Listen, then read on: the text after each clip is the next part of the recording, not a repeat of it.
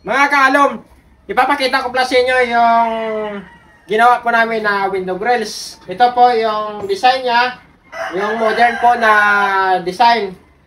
Ito po kasi double framing po ito siya. Yan, double framing, tapos ginamitan po namin siya ng tubular na 3/4, tapos yung kapal niya po ay 0.5.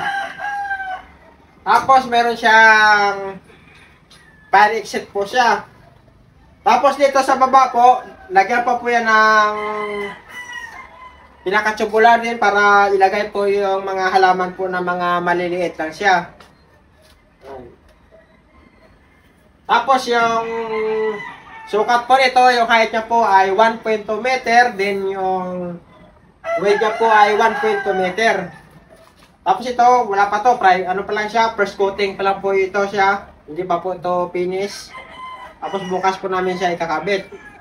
Sa nagtatanong naman po ng presyo nito, yung kung single frame lang po siya, ang presyo po niyan ay 2,800. Kaso ang naging gusto po ng ating client ay double framing po siya.